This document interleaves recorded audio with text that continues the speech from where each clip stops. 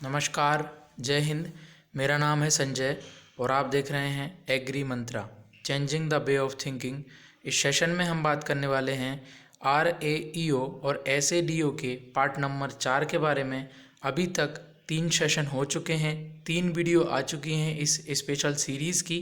जिन लोगों ने अभी तक उन वीडियोस को नहीं देखा है तो देख सकते हैं, लिंक वीडियो के डिस्क्रिप्शन बॉक्स में दे रखी है। इस वीडियो में हम बात करेंगे टॉप 20 क्वेश्चन की, जो कि आपके एग्ज़ाम के पॉइंट ऑफ व्यू से बहुत ही महत्वपूर्ण है, बहुत ही इम्पोर्टेंट है। और जो पैटर्न एग्ज़ाम में आता है उसी पैटर्न को हम इस वीडियो में फॉलो कर रहे हैं, ताकि आपकी प्रिपरेशन में मदद मिले, आपकी प्रिपरेशन बूस्ट हो और आपको एक एग्ज़ाम का पैटर्न, एग्ज़ाम का एक लेवल तैयारी के माध्यम से, वीडियो के माध्यम से पता चले। तो ये सेशन बहुत ही मज़ेदार होने वाला है, बहुत ही महत्वपूर्ण सेशन है। वीडियो के साथ आखिरी तक बने रहें और चैनल पर नए हैं तो चैनल को सब्सक्राइब करें, सेशन को शेयर करते चलें, वीडियो को लाइक करते चलें। वीडियो को स्टार्ट करने से पहले एक इन्फॉर्मेशन, अगर आप अभी तक एग्री मंत्रा के सोशल मीडिया प्लेटफॉर्म पर नहीं जुड़े हैं तो जुड़ सकते हैं, लिंक वीडियो के डिस्क्रिप्शन बॉक्स में दे रखी है। चलिए स्टार्ट करते हैं। आज का हमारा जो पहला क्वेश्चन है, the texture of surface soil और सरफेस हॉरिजॉन, तो उसको क्या कहा जाता है? तो यहाँ पे जो हमारा राइट आंसर है ये है सॉइल टाइप।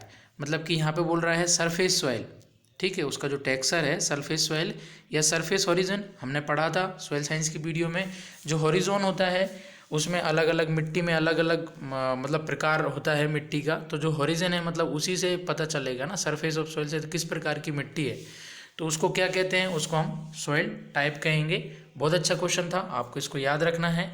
आगे बढ़ते हैं क्वेश्चन नंबर 2 की तरफ। यहाँ पे है the arrangement of individual soil particle in specific pattern is called. तो यहाँ पे जो बात हो रही है ये हो रही है सॉइल पार्टिकल के अरेंजमेंट की। तो यहाँ पे जो हमारा राइट आंसर जो होगा वो होगा सॉइल स्ट्रक्चर। आप इस चीज़ को समझ लीजिए। Arrangement of sand silt clay, मतलब जो हमारे प्राइमरी पार्टिकल होते हैं सैंड सिल्ट क्ले, उनका जो अरेंजमेंट होता है उसको हम सॉइल स्ट्रक्चर कहते हैं। और एक होता है सॉइल ट्रैक्चर, इसको बोलते हैं मृदा संरचना, इसको बोलते हैं मृदा गठन। ट्रैक्चर को बोलते हैं गठन। जब भी टेक्सचर की बात करेगा तो वहाँ पे वो बोलेगा relative proportion of sand silt clay, ठीक है।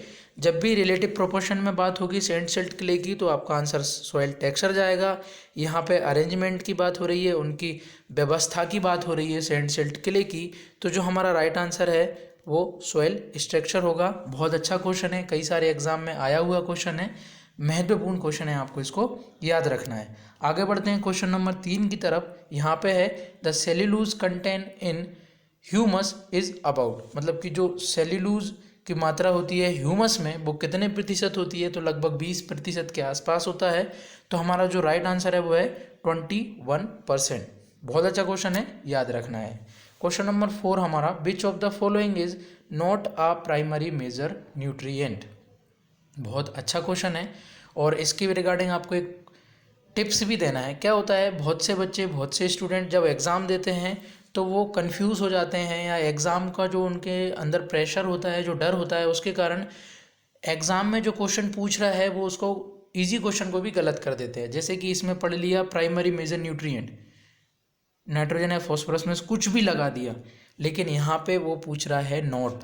क्या रहता है, बहुत सी स्टूडेंट्स की मिस्टेक हो जाती है कि वो यहाँ पे क्या यस पूछ रहा है, क्या नॉट पूछ रहा है, नो पूछ रहा है, हम उसको ठीक से पढ़ नहीं पाते हैं। तो क्वेश्चन को पहले समझा कीजिए, बहुत अच्छे से उसको पढ़ा कीजिए, उसके बाद फिर उसका आप आंसर लगाएं। तो यहाँ पे पूछा है which of the following is not a primary major nutrient. तो यहाँ पे जितने भी हैं ये सब वैसे तो मेजर न्यूट्रिएंट हैं, लेकिन यहाँ पे उन्होंने बोल दिया प्राइमरी न्यूट्रिएंट नहीं है। तो प्राइमरी जो न्यूट्रिएंट्स होते हैं वो हमारे NPK होते हैं, मेजर न्यूट्रिएंट्स की जो हम बात करेंगे। और NPK के बाद यहाँ पे ऑप्शन कौन सा है, तो जो सल्फर है हमारा वो प्राइमरी मेजर न्यूट्रिएंट में नहीं आता, ठीक है। अच्छे से समझ लीजिए, प्राइमरी मेजर न्यूट्रिएंट में NPK आते हैं और सल्फर भी मेजर न्यूट्रिएंट है लेकिन वो प्राइमरी के अंतर्गत नहीं आता। तो इसलिए यहाँ पे नहीं पूछा है। तो जो हमारा सही उत्तर होगा, जो हमारा राइट आंसर होगा वो होगा सल्फर। आशा करता हूँ आपको ये कॉन्सेप्ट क्लियर हो गया होगा। आगे बढ़ते हैं क्वेश्चन नंबर 5 की तरफ। तो यहाँ पे दे रखा है which of the following is not a cause of soil erosion, मतलब कि इनमें से कौन सा ऐसा ऑप्शन है जिसके कारण मिट्टी का जो क्षरण है, मृदा का जो क्षरण है, जो इरोजन है वो नहीं होता है। तो डिफॉरेस्ट्रेशन मतलब कि वनों को काटते हैं, डिफॉरेस्ट्रेशन, तो उससे तो मृदा का जो है सॉइल इरोजन होता है, मिट्टी का क्षरण होता है। फिर है हमारा destruction and over grazing of pasture, तो यहाँ पे ओवर ग्रेजिंग हो रही है, मतलब बहुत ज़्यादा चराया जा रहा है, वेजिटेशन कम होगी जिसके कारण भी सॉइल का इरोजन होता है। फिर है सेप्टिक कल्टीवेशन, ठीक है, इससे भी सॉइल इरोजन होता है। तो हमारा जो राइट आंसर है वो है नन ऑफ दीज, क्योंकि यहाँ पे पूछा था not cause of soil erosion. तो ये तीनों ऑप्शन है जिनसे कि मिट्टी का इरोजन होता है, मिट्टी का क्षरण होता है, सॉइल इरोजन होता है। तो यहाँ पे जो राइट आंसर है वो है none of these. Question number 6 पूछ रहा है Pusa bin is storage structure which is made of. बहुत अच्छा क्वेश्चन है, आपको इसको याद रखना है। ये जो पूसा बिन स्टोरेज का जो स्ट्रक्चर है ये IARI ने बनाया था, जो कि नई दिल्ली में है, हम सब लोग जानते हैं। और ये पूछा है ये किससे बना होता है, तो ये कच्चा ब्रिक से विथ मॉइस्चर प्रूफ फिल्म का बना हुआ होता है, ठीक है। तो इसको आपको याद रखना है, बहुत अच्छा क्वेश्चन है और ये एग्जाम में पूछा गया है। फिर है क्वेश्चन नंबर 7, तो यहाँ पे दे रखा है growing of more than 2 crop in a year in the same field is known as, मतलब कि एक ही फील्ड में 2 या उससे अधिक 2 और मोर देन 2 क्रॉप को हम ग्रो कर रहे हैं, उनको उगा रहे हैं, तो उनको क्या बोलेंगे। तो यहाँ पे हमारा जो सही उत्तर है वो है मल्टीपल क्रॉपिंग। मल्टीपल क्रॉपिंग यहाँ पे हमारा आंसर होगा। मिक्स्ड क्रॉपिंग की हम बात करते हैं तो मिक्स्ड क्रॉपिंग में क्या होता है कि 2 अलग अलग क्रॉप के जो सीड्स होते हैं उनको आपस में हम मिक्स्ड करके फिर बोते हैं, उसको मिक्स्ड क्रॉपिंग कहते हैं। उनकी अलग अलग रो भी लगा सकते हैं और उनको एक साथ भी मिक्स करके भी हम उनकी सोइंग करते हैं। लेकिन यहाँ पे क्या बोल रहा है, growing of more than 2 crop in a year, ठीक है, 2 से ज़्यादा फसल अगर हम एक साल में उगा रहे हैं तो फिर ये हमारा आंसर होगा मल्टीपल क्रॉपिंग। और ये व्यापम के एग्ज़ाम में आया हुआ क्वेश्चन है, प्रोफेशनल एग्जामिनेशन बोर्ड में ये क्वेश्चन आया हुआ है, एग्रीकल्चर के एग्जाम में, आपको इसको याद रखना है। आगे बढ़ते हैं क्वेश्चन नंबर 8 की तरफ। यहाँ पे the combined effect of soil forming process and factors is called, मतलब कि जो सॉइल फॉर्मिंग जो प्रोसेस है, जो क्रिया है और उसके जो कारक हैं, फैक्टर हैं, उनको सम्मिलित रूप से उनका जो प्रभाव होता है उसको क्या कहा जाता है, तो उसको हम कहते हैं soil forming agent. Question number 9, the normal inter row spacing for the wheat is sowing, तो जो वीट की जो रो टू रो और प्लांट टू प्लांट जो डिस्टेंस होती है वो होती है 22.5 इंटू 10, कहीं कहीं 20 भी दे रखा होता है। तो यहाँ पे जो हमारा राइट आंसर है वो 22.5 सेंटीमीटर है। क्वेश्चन नंबर 10 है हमारा मेज can grow very well in the soil of pH ranging from, मतलब कि यहाँ पे पूछा गया है कि जो हमारी मेज है, जो हमारा मक्का है, उसको किस pH रेंज तक हम उगा सकते हैं या उसको उगाया जाता है। तो जो राइट आंसर है वो 5.5 to 7, मतलब कि उसको स्लाइटली एसिडिक सॉइल में हम उसको ग्रो करते हैं। फिर है हमारा panel discussion is an example of, यहाँ पे ये एक्सटेंशन का क्वेश्चन पूछा गया है। पैनल डिस्कशन क्या होता है, ऐसा एक स्ट्रक्चर होता है, आप सब लोगों ने देखा होगा, कुछ कुछ ऑफिसों में रहता है, यहाँ पे लोग बैठे हुए रहते हैं। इस टाइप का जो डिस्कशन होता है ये एक ग्रुप कॉन्टेक्ट डिस्कशन होता है, ठीक है। तो यही पूछा गया था, एक्सटेंशन का ये क्वेश्चन है, बहुत अच्छा क्वेश्चन है और ये भी एग्जाम में आया हुआ क्वेश्चन है, आपको इसको याद रखना है। फिर आगे बात करते हैं commercial bank were nationalise by government of India in the year, तो यहाँ पे पूछा है जो कमर्शियल बैंक थे जिनका राष्ट्रीयकरण हुआ था, जिनका नेशनलाइजेशन हुआ था, तो किस ईयर में हुआ था, ये भी आया हुआ क्वेश्चन है। ये हुआ था जुलाई 1969 में। बहुत अच्छा क्वेश्चन है, आपको इसको याद रखना है। फिर है फिक्स्ड कॉस्ट, तो इसका जो राइट आंसर है does not change with production level. जो फिक्स्ड कॉस्ट होती है इसको शॉर्ट में FC भी कहते हैं, तो ये जो है लेवल ऑफ प्रोडक्शन के साथ ये चेंज नहीं होती। फिर आगे बात करते हैं क्वेश्चन नंबर 14 की, which herbicide is used in rice, ये भी क्वेश्चन एग्जाम में आया हुआ है। इसका जो राइट आंसर है वो ब्यूटाक्लोर है, ब्यूटाक्लोर। फिर है which of the following damaging state of rice hispa, मतलब कि राइज हिस्पा की डैमेजिंग स्टेज पूछी है।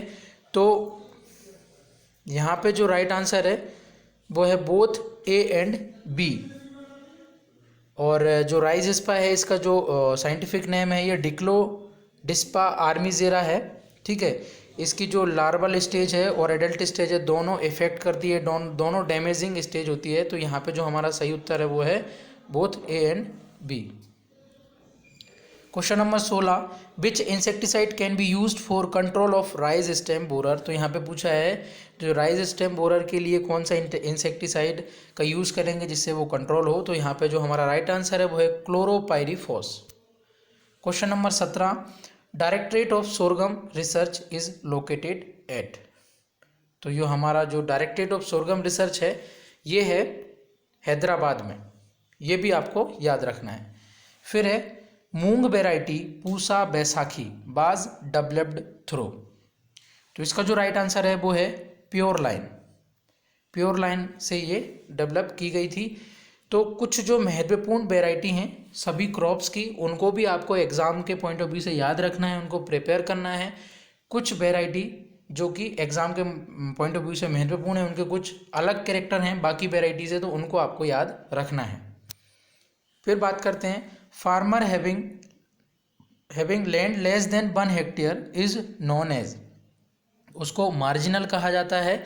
अगर किसी किसान के पास 1 हेक्टेयर से कम भूमि है, कम लैंड है, तो उसको सीमांत किसान कहा जाता है। बहुत अच्छा क्वेश्चन है, आपको इसको याद रखना है और ये भी क्वेश्चन एग्जाम में पूछा गया है। फिर बात करते हैं for the best crop of cotton temperature should be around. तो यहाँ पे जो राइट आंसर है वो है 30 डिग्री सेंटीग्रेड। तो इसको आपको याद रखना है, ये क्वेश्चन भी एग्जाम में पूछा था। मैं आशा करता हूँ आपको ये वीडियो पसंद आई होगी। वीडियो पसंद आती है तो वीडियो को अधिक से अधिक लाइक करें, अधिक से अधिक शेयर करें। चैनल पर नए हैं तो चैनल को सब्सक्राइब करें। एग्ज़ाम की प्रिपरेशन में लगे रहें।